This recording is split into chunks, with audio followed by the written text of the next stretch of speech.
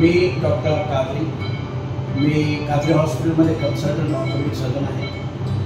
आमच्या कादरी हॉस्पिटलमध्ये सर्व प्रकारचे ऑर्थोपेडिक ऑपरेशन होतात। आज़ादी बचाओ न्यूज़ चैनल में सभी दर्शकों का स्वागत है। नाबालिग लड़कियों से करवाया जा रहा था वैश्या कारोबार, पुलिस की टीम ने मारा छापा। दरअसल सोलापुर जिला तालुका बारशी के तिलगिरनी चौक परिसर में बाड़ाबाई लखपति नामी महिला दूसरे राज्य से नाबालिग लड़कियों को लाकर यहां वैश्या कारोबार चलाती है। ये सूचना मिलते ही प्रशासन की टीम मौके पर पहुंच छापा मार 2 नाबालिग लड़कियां और 6 महिलाओं को छुटकारा दिलाया तो कुछ लोगों को हिरासत में ले लिया है। इस मामले की अधिक जानकारी पुलिस अधिकारी ने दी है।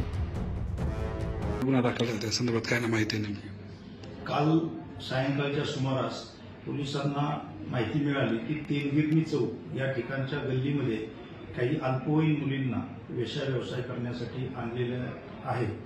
त्या ठिकाणची तशी माहिती मिळाल्यानंतर उपविभागीय पोलीस अधिकारी श्री जालिंदर मालपूर साहेब, त्याचबरोबर सोलापूर येथील AHTUची टीम, त्याचबरोबर NGOची टीम व पोलीस ठाण्याकडील DB पथकातील अधिकारी, त्याचबरोबर महिला पोलीस अंमलदार यांना सोबत घेऊन पंचासमक्ष आम्ही त्या ठिकाणी तिलगिरनी चौक या ठिकाणच्या गल्लीमध्ये जाऊन सर्च केलं असता त्या ठिकाणी 2 अल्पवयीन मुली या त्या ठिकाणी मिळून आलेल्या आहेत आणि बाकीच्या इतरही त्या ठिकाणी 6 महिला त्या ठिकाणी ज्यांची की एज कमी जास्त असतील अशा पद्धतीच्या मिळून आलेल्या आहेत।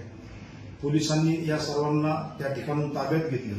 अधिकची चौकशी केली असता असं समजलं की त्या ठिकाणी एक बायडाबाई लखपती नावाची महिला आहे, तर तिने या 2 परराज्यातून अल्पवयीन मुलींना या ठिकाणी वेश्या व्यवसायासाठी आणलेलं होतं।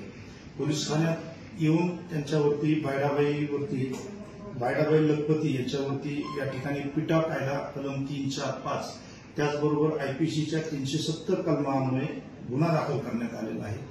गुन्हा दाखल केल्यानंतर या ठिकाणी बायडाबाई लखपती या आरोपीला त्या गुन्ह्यामध्ये अटक देखील करण्यात आलेली आहे। जे काही अल्पवयीन मुली आहेत त्यांना बाल सुधारगृहामध्ये या ठिकाणी पोलीस ठाण्यातून पाठवण्यात आलेलं आहे।